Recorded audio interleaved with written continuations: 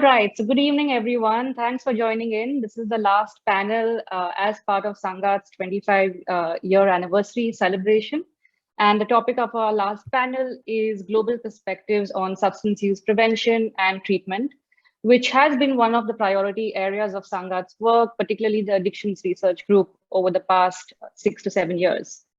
Over the next few minutes, we'll first begin with brief opening remarks from me, followed by presentations from each of our panelists. And after that, we'll be taking questions from you. So we look forward to any questions that you will drop in the Q&A tab.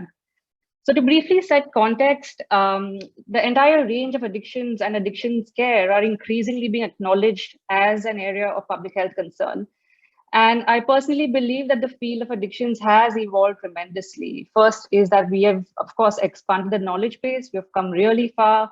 We've made tremendous leaps in understanding and bridging the knowledge and research gap in addictions. Addictions is also beginning to secure its position as a subject that's foundational to global health, and that's entirely because of the efforts of advocates and scientists who have pushed and shaped the agenda over the years. And third is that we have made serious progress with evidence-based innovations, which is what is required to deal with the enormous burden of substance use disorders. But unfortunately, we also know that despite the availability of interventions, which are evidence-based, and also many interesting innovative solutions, which have shown promise, low resource settings such as India are ridden with challenges of demand and supply side barriers. I hope that with this panel over here, we are able to highlight the work that is done by world leaders in the field of addictions, and that we provide some answers on the way forward while we attempt to understand and reconceptualize addictions care. Our panel features Dr. Aarti from Search in Gadchiroli, Dr. Marcela Tiburcio from the National Institute of Psychiatry in Mexico, Professor Pratima Murthy from NIMHANS in Bangalore, and Professor Bronwyn from the South African Medical Research Council in South Africa. I know you're thinking what we are thinking, which is we are witnessing a very rare moment over here today with a women's only panel or a panel, which to be honest is a very deliberate attempt and a little attempt to smash the patriarchy in academia and to deliberately shift the focus from the traditional white senior male academic who has predominated the addictions discourse and instead feature voices of women who are early in their career as well as more experienced and have taken up various leadership positions, both locally as well as globally. I also wanted to say that we have joined in today to come together and commemorate Sangath's 25 years of work. But I'll also like to take the opportunity to appreciate the unwavering efforts of the panelists over here who have brought addictions to the fore, both within the country as well as globally. So I'd like to first begin with inviting Professor Pratima Murthy to make a few opening remarks. Pratima is the director of NIMHANS Bangalore and the professor of psychiatry and was previously heading the Department of Psychiatry over there. She's a clinician, a trainer, a researcher, primarily in addiction and mental health, and she has edited several manuals on addiction treatment and management and has been an international trainer for the WHO and ILO. Pratima, I welcome you and over to you. Thanks, Urvita. At the outset, let me congratulate Sangath on 25 years of mental health action. It's been a pleasure to be involved with Sangath in various forms, particularly in the area of addiction. So it really is very, very good to be here at this program with all the other panelists here. So my career now spans more than 3 decades, and most of it has been in the area of addiction. I want to start off with, I remember as a young student when I did my MD, we had to do a dissertation, and I chose to do it in the area of addiction. And my professor then asked me, why do you want to work in the area of addiction? I had just, I was a fresh graduate from MBBS, and I said, oh, this seems to be the closest to medicine. He laughed and said, you don't know how different it is. And over the years, I guess initially a lot of my work was in the area of both clinical and community treatments for addiction. And then, of course, I subsequently also got interested in, getting involved with the genetics of addiction, looking at treatment options. So it's been a very nice kind of turn of events and has given me a very comprehensive view of addiction, its management and its prevention. So just to talk to you about, the areas of work that I've predominantly contributed to, I guess I've been involved with national guidelines for tobacco cessation, as well as for standard treatment guidelines for drug abuse in the country. My work with women and substance use has also helped in evolving and informing community intervention policies for women using substances, including partners of men who use substances. And in addition to initiating tobacco cessation services in the country, I've been involved with a lot of training in tobacco cessation, as well as initiating the quitline in tobacco. We've also had a state-of-the-art toxicology facility at NIMHANS, which is now looking at nicotine and other contents of tobacco, which again I believe has been very useful in terms of quantification of these. We also do other drugs of abuse testing, which has been very important. And of course, I've liaised with the Ministry of Health and Family Welfare to look at addiction, substance use as a preventive risk factor for non-communicable diseases, and therefore shifted from only looking at addiction to looking at all kinds of substance use and how there is a risk involved in addition to other lifestyle-related issues. Workplace prevention is another very area which I've been very fondly involved with, to set up programs of intervention and prevention at workplaces. In terms of postgraduate training, I heard Abhijit mention in the previous session that postgraduates only write pills, but I'm very proud to say that postgraduates who have done either their PDF or their DM in addiction actually have a very good sense of the need to provide interventions quite apart from pills. And especially young psychiatrists, I can understand that they need to get involved in the community. The other things I just like to briefly mention are involvement in digital training through the ECHO program. And recently we had a program of training hepatologists in intervention for substance use disorders. That was very exciting.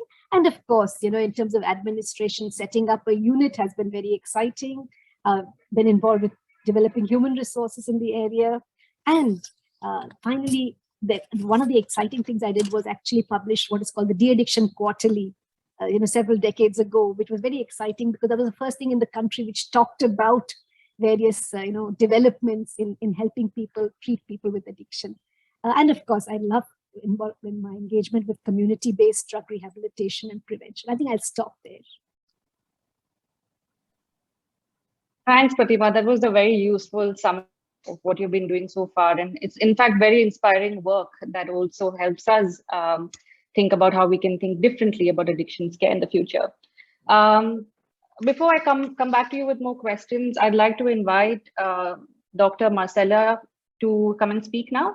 I'll just briefly introduce her. Marcela is the head of the Department of Social Sciences in Health of the National Institute of Psychiatry in Mexico City. She has a master's and PhD in psychology from the National Autonomous University of Mexico and is a member of the National System of Researchers Level 2. Her main areas of interest are related to family mental health and substance use in urban and in populations, and development and evaluation of both preventative and treatment approaches for individuals and families. Over to you, Marcela. Thank you so much. First of all, I would like to congratulate all the Sangath team for the 25-year anniversary, and also to thank you for inviting me, to considering me to participate in this very interesting panel with such a wonderful group of women. I am very proud and very honored to be here this morning. Well, it's morning in Mexico, so thank you very much and congratulations to all the group. As Urvita mentioned, I am a psychologist based in Mexico City. I started working in the addiction field many years ago when I was just leaving college, and from the very beginning I had the opportunity to know very important researchers such as Richard Belleman and Jim Warford. I started working at the institute with Guillermina Natera, who has been my mentor along all these years. And the main focus of interest at that time was the mental health of relatives of substance users. I started as a research assistant, and after that I had the opportunity to develop the skills to support these family members with the methodology of the 5-step program. I had the chance also to conduct a small study to pilot this intervention among Mexican family members in the urban community of Mexico City. And then I had the chance to participate in a larger research to adapt all this methodology to be implemented in the rural community of central Mexico with indigenous people, which has been one of the most rewarding experiences in my research career. Afterwards, we have the opportunity to run a cost-effectiveness study about this intervention, again with indigenous population in Mexico.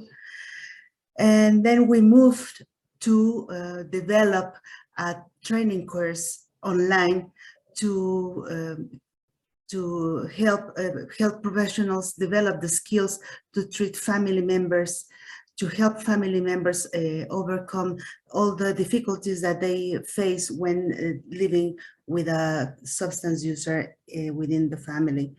And we had in the very early,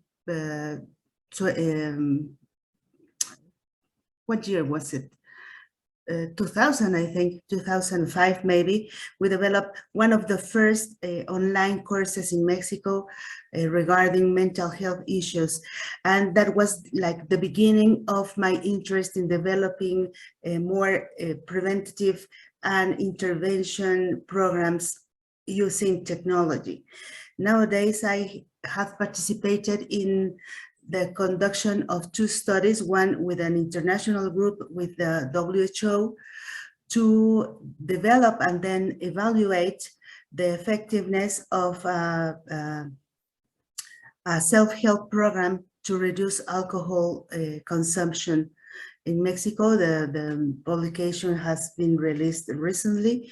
And then with a group of colleagues in Mexico, we have developed a similar intervention program, but to help people who want to reduce substance differences different from alcohol online.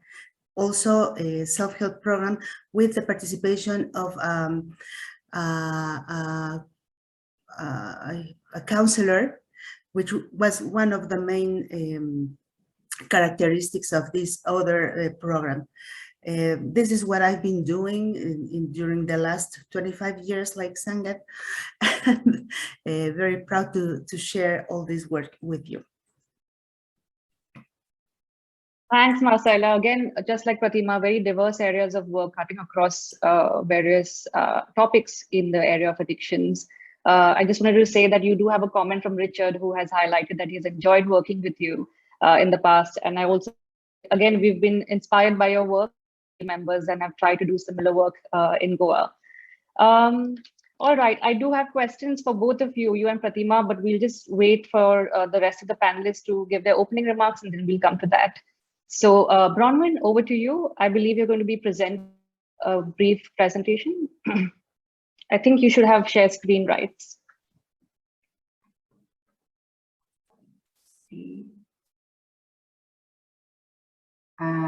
Let's see if I can share my screen.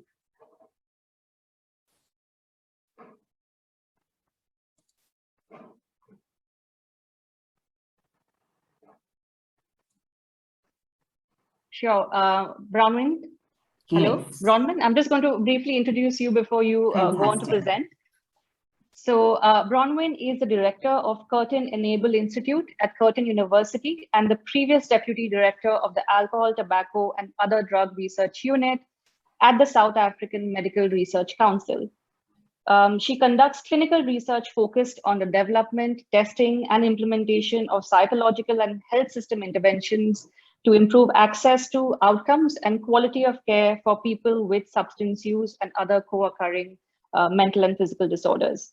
She's currently a member of the UNODC's Technical Expert Group on International Standards and Quality Assurance for Drug Use Disorder Treatment.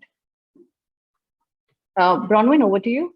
Thank you so much, and congratulations to Sangath on 25 years. You're a leader and shining lights in the field, and it's such an honor to be part of such a wonderful panel. And like the previous speakers, I'm going to talk a little bit about my career journey and what attracted me and brought me into this field. As a young psychologist growing up in KwaZulu-Natal in South Africa in the 90s, you couldn't ignore the HIV epidemic. And there my passion for health equity and health justice was really born. And my career has really focused on improving access to and quality of care for vulnerable and underserved populations who don't have a voice.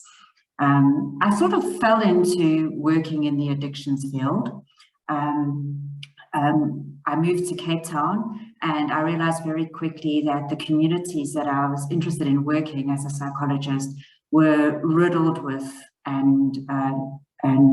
with substance use problems, predominantly alcohol, but also a range of other drugs. And as our borders opened up with the end of apartheid, the various drugs just flooded into the country, and we had a burgeoning methamphetamine epidemic. And therefore I was drawn to the field. And I started off my journey looking at the pointy end of treatments and trying to understand how we could improve access to and expand the availability of substance use treatments in the country. But I quickly learned that focusing on specialist substance use treatment centers would only really serve a few and wouldn't really address the very large need, and that our health systems and substance use treatment systems just it was not a priority for the policymakers, and also there were just not enough resources in the country to meet the need. So I started to think about, in partnership with communities and with other stakeholders, what could we do to improve the situation for people struggling with substance use issues? And a couple of streams of research emerged. The first was around improving and making the most of what services were available. And so here a real body of work that has been a bit like a child of mine around improving quality of services emerged. And we, together with treatment partners as well as government partners, and also service users, we developed service quality measures and performance measurement system for the South African Substance Abuse Treatment Service that would allow us to monitor both patient-reported outcomes and experiences of treatment, and that could be used as a tool for evaluating system improvements. It's been about 12 or 13 years now, because my oldest child was a baby in my arms when we launched this project. And I'm really pleased to say that after 12 years of knocking at the door of government to scale up the system, we have eventually had their commitment to moving the system to an electronic system and implementing it across all the treatment services that they fund. But it's really been 12 to 13 years of persistence, persistently knocking at that door and trying to convince them that this would be something that they could use to improve care. So apart from that body of work, I've also been working with colleagues and with health system partners to think about how can we strengthen the continuum of care. So moving beyond treatments to think about preventing people getting into the treatment system by providing earlier interventions and brief treatments that can be integrated into our healthcare services. So there have been opportunities, like in many other African countries, there have been opportunities in South Africa to leverage the gains of the investment into HIV care, which has really brought resources into our healthcare system to try and integrate brief substance use treatments, evidence-based treatments, into primary healthcare services. So together with colleagues from the University of Cape Town, we've developed a sort of a program of brief treatments, which we've integrated into emergency departments. I've got some implementation successes and failures to tell you about that, but we've also integrated them into HIV and chronic disease services using task sharing approaches where we've trained HIV adherence counselors who are already available in the healthcare system to deliver brief treatments. One of the barriers that we've come across to the uptake of these services, as well as the sort of patient or service user experience of these services, however, has been stigma. And this has led to another body of work that's really been about workforce development to help develop the workforce to better understand substance use disorders and other mental health conditions and address stigma through exposure to peers and also addressing misinformation to try and overcome this barrier to health service utilization. And that's a body of ongoing work. We need to expand our stigma reduction interventions also to address community stigma, and there's still a lot of ignorance and misinformation about substance use in the communities.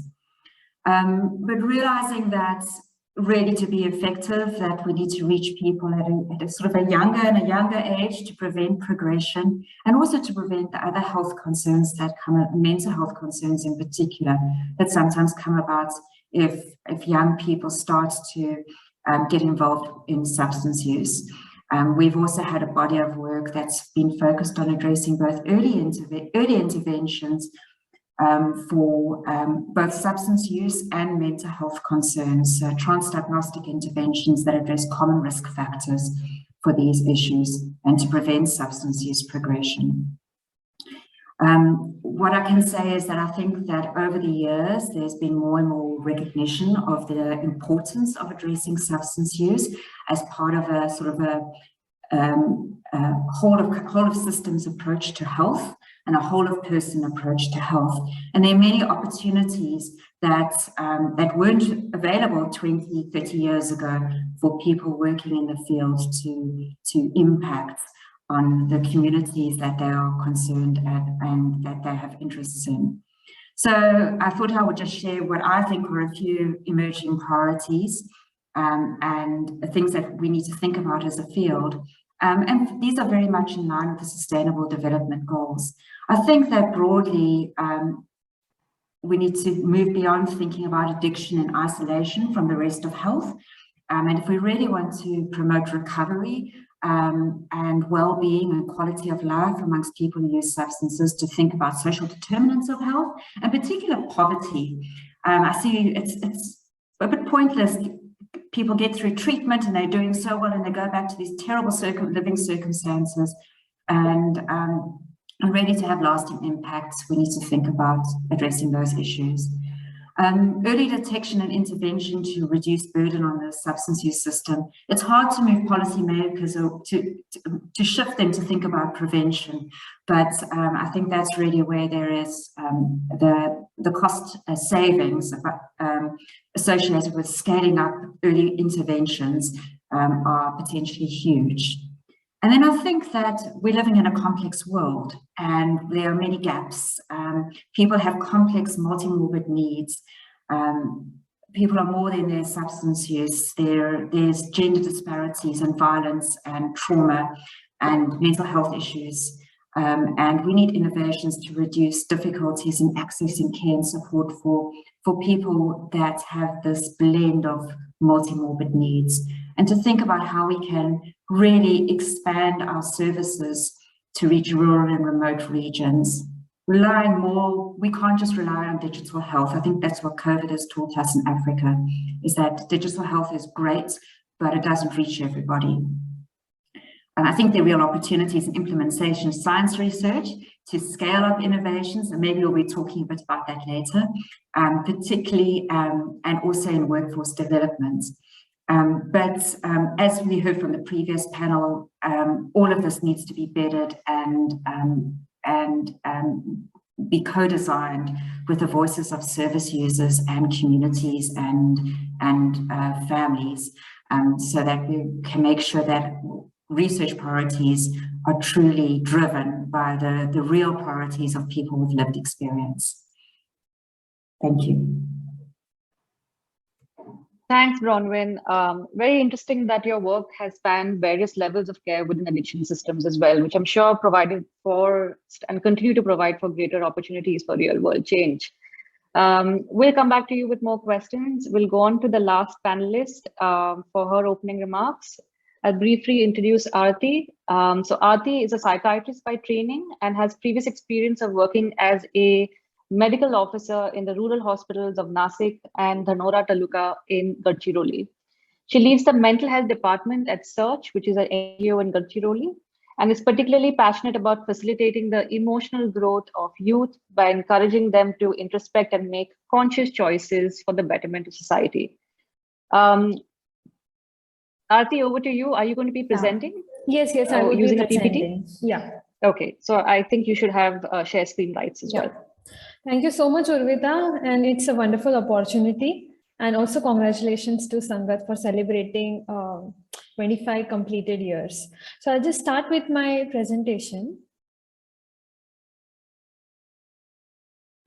So this is our team. It's a team of 12 people. So every year, our organization does an annual tobacco and alcohol survey, and it has come to our notice that around 49% of those who are found to be abusers wish to quit. So this figure comes to around 24,000 people. So ultimately, the problem was, how do we provide treatment to this huge number of 24,000 individuals, which are spread across throughout the district? And it's a 300-kilometer long district. So how do we do that? We cannot only rely on an institutional care model. So with that, we started a three-tier approach. The first layer was organizing village alcohol addiction management camps.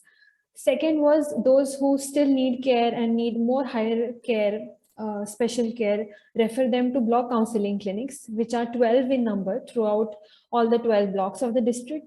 And finally, those who just cannot be managed at a community level, who need more specialized care, medically assisted withdrawal management.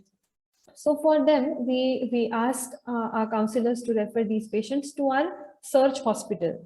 So I'll just quickly go through the main community model.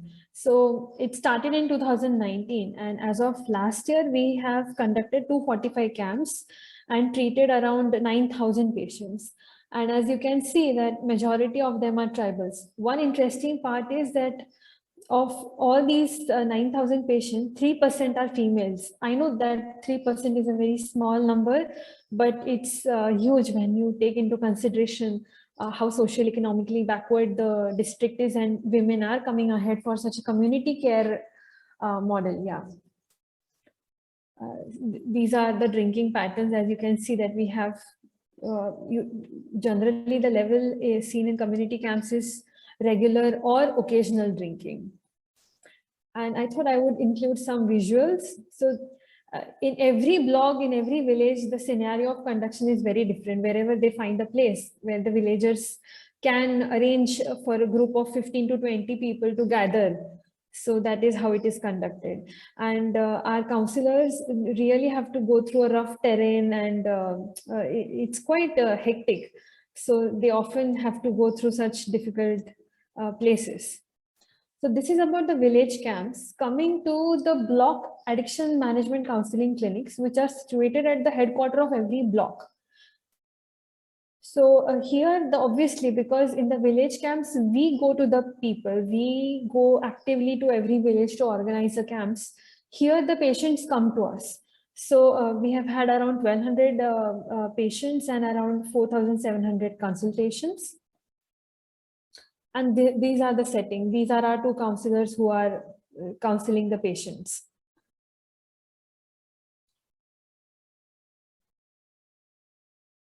These are some of the follow-up visits that our counselors do. And as you can see, sometimes the counselor cannot, even though we want to maintain the privacy, sometimes the patient will refuse that. He will say, I'm doing, like in the left-hand picture, the patient has his family collecting mahua flowers. And he has said that, we can just have a session here.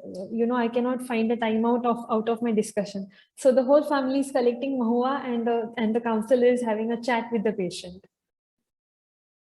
So some of the challenges that we have had is that, which has the most predominant of which is, what is successful cure? The relatives and even the patient sometimes they say that unless and until the patient is completely abstinent, that is not cure, that the treatment has failed.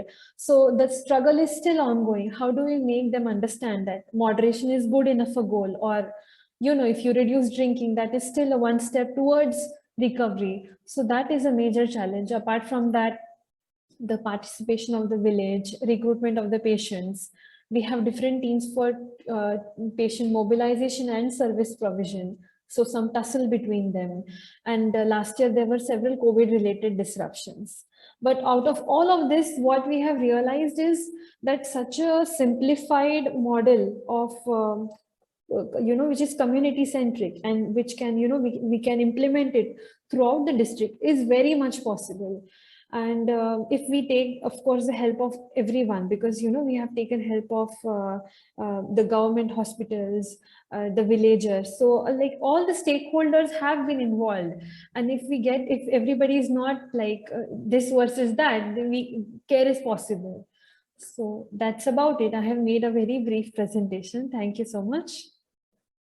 Thanks very much, Aarti, and thanks to all the panelists for keeping to time and making such interesting presentations, summarizing your work, and also offering solutions to how we can think about care. So I'd very much welcome questions from the audience. I'll start with a question or two. This question is particularly for Pratima and Aarti. Aarti, your work in Gadchiroli has primarily focused on community-based participation work. Mm-hmm. And that we are seeing that reflected over here while you were describing a very intuitive approach to building up care systems. I would request you and Pratima to reflect a bit on whether you are really listening to our communities and what do you think we could do differently across India?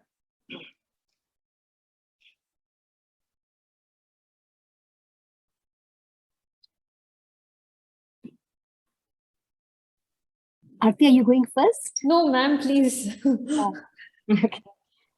Yeah, so I mean, just before I answer your question, I just wanted to thank Marcela, Bronwyn, and Aarti for those lovely presentations. Wonderful to hear that, the kind of work that's going on. And Aarti, your parents have been such an inspiration to looking at community interventions. So that's really wonderful. Now, in terms of what can we do to make communities more sensitive, two things that come to mind. One is when we look at pathways to care, the time between having early substance use related problems and actually reaching what we have as predominantly a tertiary care arrangement is very, very long. And as people say, alcohol, for example, breaks families long before it destroys the liver. So I think there's a huge amount of opportunity of intervention which we lose. The second thing is that we now know that, I think Bronwyn talked about stigma, and we know that there's a lot of stigma in terms of coming to treatment. The second thing is a lot of normalization of substance use in certain communities. So we need to reduce stigma, and the way we need to do that is really to look at early interventions, brief interventions, and so on in communities, particularly in primary healthcare, but also equally to encourage to denormalize the use of substances in the community. Now, therefore, you need to look at the social determinants of why people use substances. And then that it's a lot of, poverty was mentioned, interpersonal stress was another area. People don't know how to cope with, with the problems of life. Resilience is something that, that people don't know how, life skills. So there's a whole lot of interventions that need to occur, in terms of the community. The Rotary, for example, I'd like to mention Ashish Deshpande, who's initiated some work in looking at various connect programs to connect with young people, to connect with teachers, to connect with doctors, to connect with the community, to identify and intervene for substance use problems. I'm already seeing the next generation of my patients with substance use disorders. So, it's also important to look at mental health comorbidity and address, issues in the community. One of the things, at least for people who have established substance use disorders, is that we all know that these are chronic and relapsing. One of the successes that we've demonstrated is to have aftercare workers who actually get in touch with patients. And that's been a fantastic way of reducing stigma, because patients I call them patients, whatever you call them, when people want to get in touch with services, and when they relapse, they feel very ashamed to come back into those treatment services because they feel they've let the person down. They've let the treating team down because there's a lot of investment that the treating team does. So one of the things that we tell them is it doesn't matter if you've kind of gone back to substances, it's fine. Just pick yourself up, come back to treatment. And you won't believe the kind of sea change that has made in terms of retaining people in follow-up. It's almost increased from like less than 10% to 80 to 90%, at 6 months and 1 year. So I think that's a huge lesson that we've learned. We've also learned that you've got to engage communities in every way possible. It's not just through, awareness. Awareness is not enough. You've got to engage with them in terms of, understanding these determinants, looking at trauma, the impact of trauma, to have early interventions, particularly with, with people in the community who are at risk, families of substance users, young kids who have problems in terms of their temperaments, where they're externalizing, internalizing, and so on, getting them to understand that there are other ways of coping than with, with substances. I just wanted to also mention my initial work with Vikram, and then of course with Abhi and with Richard and yourself and other members of your team. That again has been very encouraging in looking at community interventions.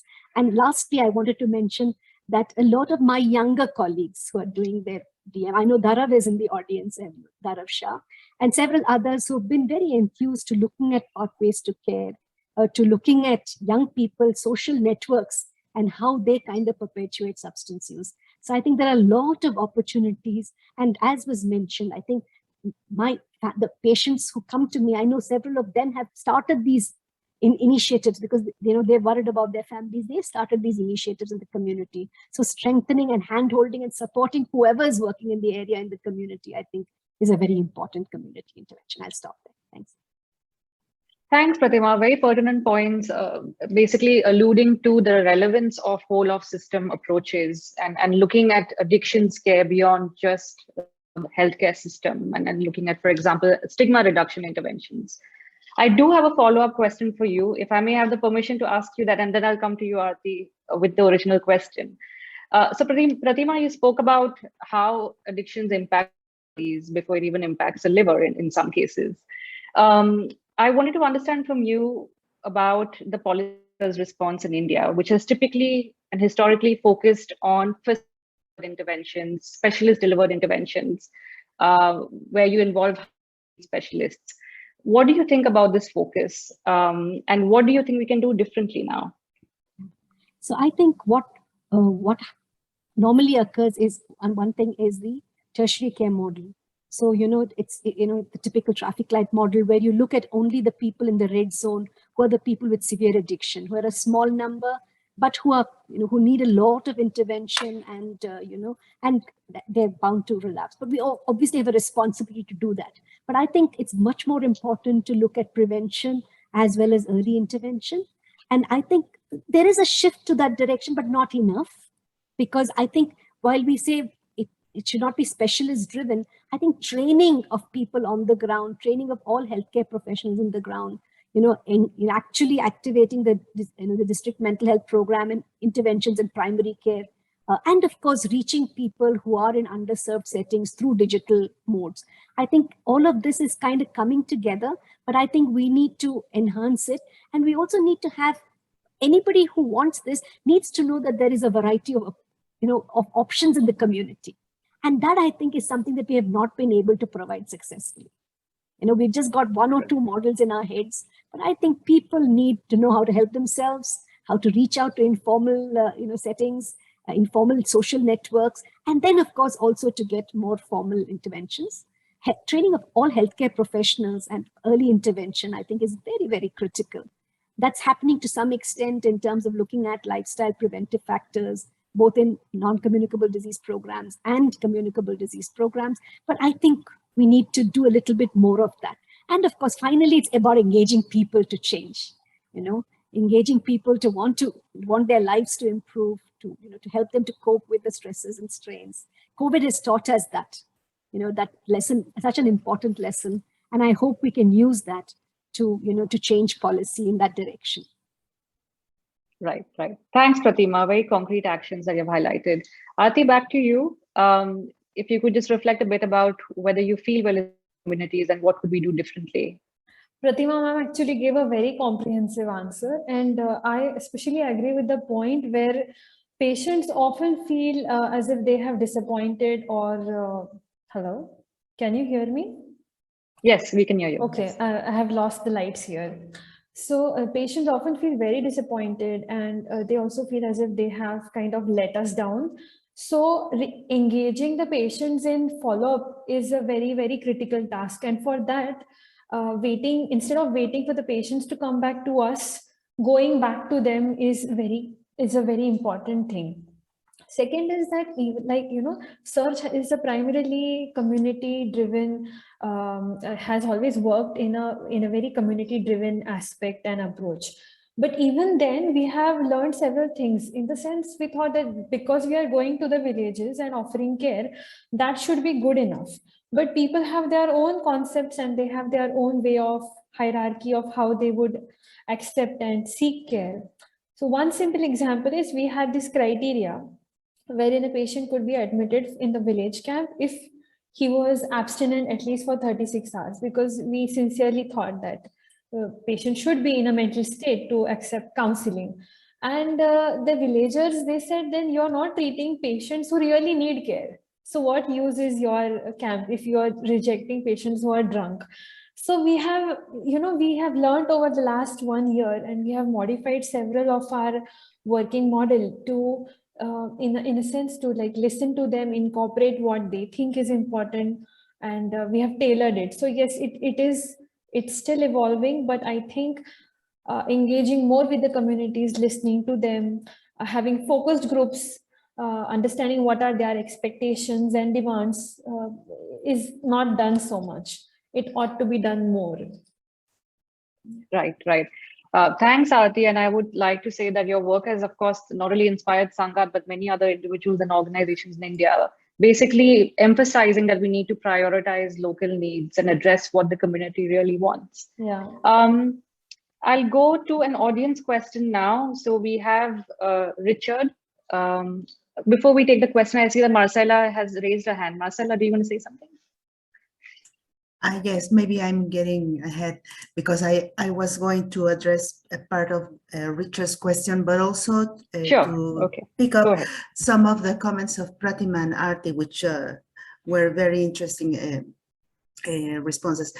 But I would also suggest that along with taking into consideration the community's needs, also the community's assets and resources which are available in order to mobilize the community and involve them into providing identification or very basic care interventions. Because as we saw in Aarti's pictures, for instance, those communities are very far away from healthcare centers, and it's very hard and expensive sometimes to go every time to those communities to keep in touch and to provide follow-up services. So maybe one idea that I believe is very important in Mexico, in the rural communities, is to train people from the community themselves to identify those cases that might need attention in the upcoming months or years, and how to identify outside of the community the centers that could help provide with more intervention or other services to help people overcome their substance use problems. That's what I wanted to say, that we should also involve the community, train them and educate them, and to help them use their own resources and capabilities to face these problems. Thanks, Marcela. I'd also like Bronwyn to respond to Richard's question, because I know this speaks to your work as well. So would you like to say something about that? Fantastic. And I think I'm going to speak from the experience of South Africa, which I realize might not necessarily translate to other countries. Sadly in South Africa, we've done a really poor job of aftercare or continuing care for substance use services. And I think that's predominantly because the substance abuse treatment system has historically been completely separated out from health. So it's run through the Department of Social Development, not through health services. I do think there are opportunities with our community health services to build in additional and build off the assets of communities, like Marcela said, to offer continuing care and outreach services to people who use substances after they've completed substance use treatment.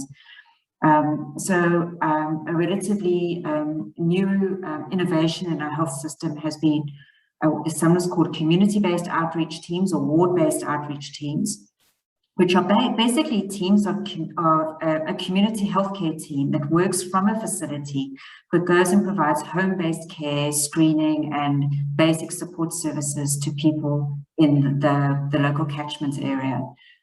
We are trying to train community health workers who are part of those teams to provide some very basic substance use services, and continuing care services could be built into that basket of services they provide.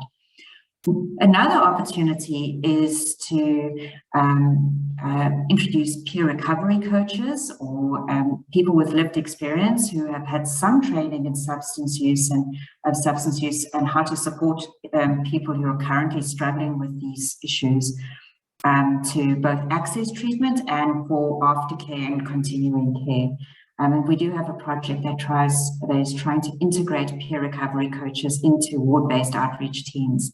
There are lots of implementation issues because people with lived experience aren't always accepted by healthcare workers, but we're hoping that we can make a dent in that through this project.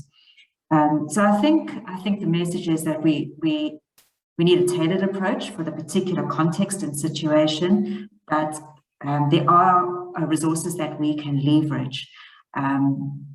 But building more aftercare support centres, we would just never reach the sort of the geographical coverage that we need in countries that are vast with remote communities. Thanks, Bronwyn. I think, again, two messages from yours and Marcela's responses. One is it is important that we look at from a positive lens as well and look at the community as possessing assets that we can rely on. And the second point about how we can effectively link healthcare systems and community-based care to provide an effective ecosystem for someone needing to navigate care. All right, I'll go on to the next question. This question is from Abhijit. Anyone feel free to take this up. The question is, how do you advocate for change in a system where there's a huge conflict of interest for policymakers? On the one hand, the state has responsibility for the health of the population, and on the other hand, the state derives massive revenue from the alcohol industry. I see Aarti and Pratima smiling. Feel free to take it up.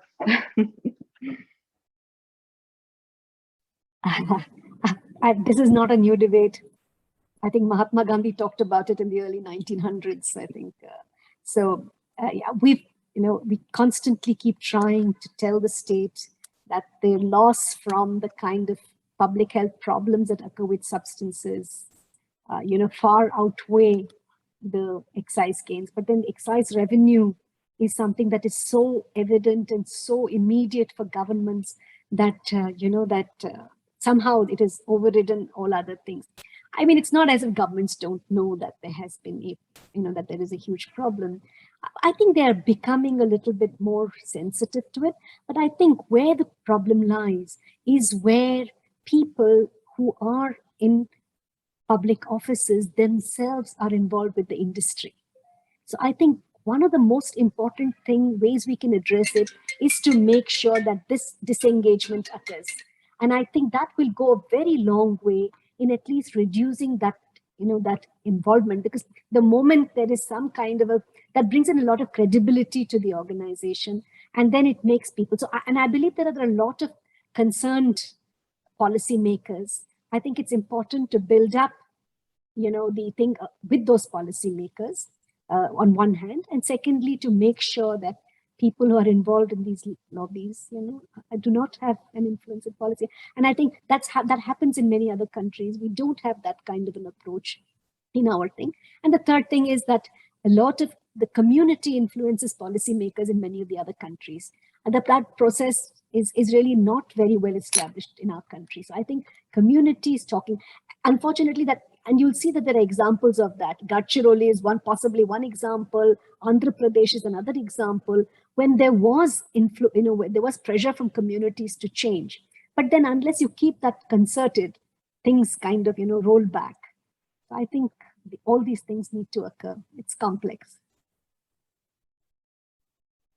Also, I just wish to add one more thing to this is I think people still view alcohol problem as either a opinion-based issue or a social problem.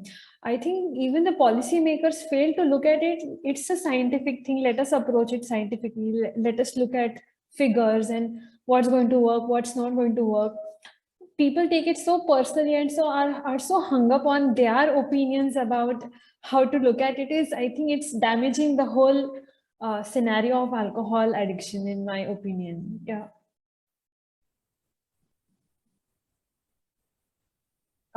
Marcela? Yes, thank you. I also think that this is a very long issue, historical issue, a problem. And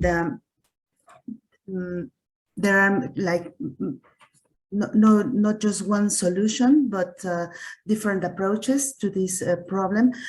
One is that I believe that the chambers, at least in Mexico, the way the government is organizing here, the deputies and the senators must be educated in the issues related to substance use and the conflict that there is with the industry. On the other hand, I believe this is a problem where NGOs have a very important role in educating people as well, and in lobbying with the government in terms of having like it happened with the tobacco, with the I don't know how to say that in English, but there's an agreement between countries, and Marco, I don't remember the name in English, I'm sorry, I was just blank, but there's a document, an international document that fosters prevention and control. Marcela? Yeah, thank you.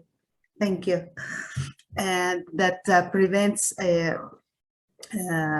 marketing in different areas. And in Mexico, there are some NGOs that are promoting the establishment of such an agreement between nations to reduce marketing and other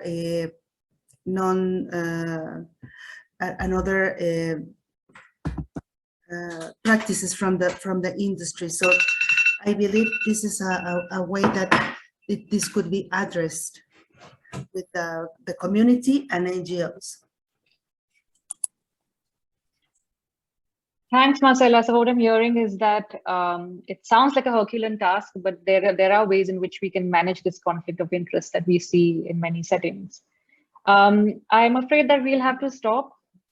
I think Bronwyn wants to say something, so if I could just request you to unmute.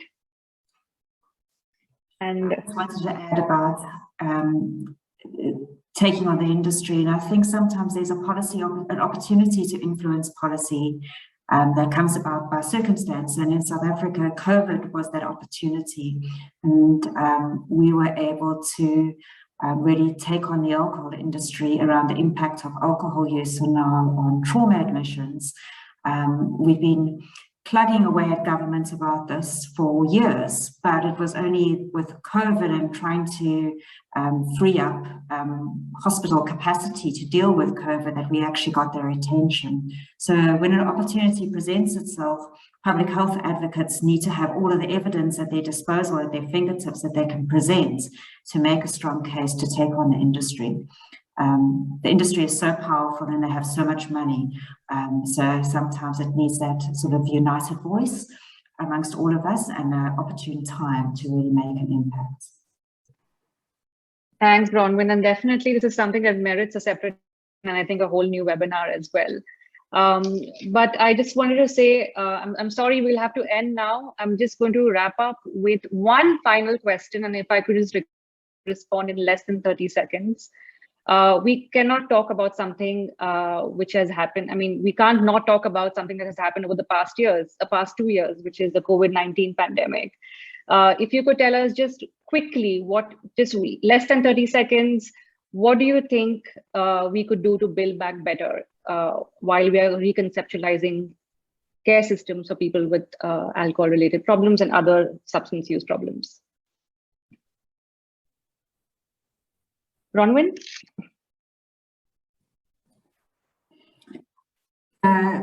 We need care pathways.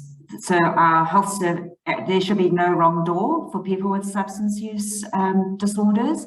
We shouldn't have to it shouldn't just be focused on tertiary care. Thanks, Bronwyn. Marcela? I would say to better explore the possibilities with digital interventions and other ways to provide care in the distance. That's what I would say. Thanks, Marcela. Aarti? Yes, I think now people would be very open to seeking digital care, which is till now it was very difficult. Telephonic interview, no. There has to be a face-to-face counseling, but people are now more accepting. So I think this would be a wonderful opportunity to shift and reach out to more people. All right. Thank you, Aarti. And finally, Pratima? Two things. I think short circuit the entry into treatment, so as quickly as possible get people think. Second thing is a very dual response of prohibition or complete laissez-faire attitudes. I think we need to get more understand that these are not black and white problems and have more nuanced approaches to the problem. Thanks, Pratima. So it sounds like though we are a long way to go with ensuring effective implementation of interventions for addictions, I feel that we are in a place with abundant opportunities and choices to make, the success of which will entirely depend on how closely we work with communities and work across all of the sectors. With that, I'd like to close our panel discussion. Thank you very much for joining us today, not only the panelists over here, but also all of the previous panelists who have been joining in sessions since 1 p.m. today. Thank you to all the participants who have also continued to with us. I hope that you enjoyed being here and that you enjoyed the conversations and the discussions we've had. And thank you very much for helping us to get to 25. And we look forward to you joining us in our future celebrations. With that, I'll close. Thank you and have a lovely evening, everyone. Bye. Thank you and congratulations to Sangath again. Thanks, Marcela.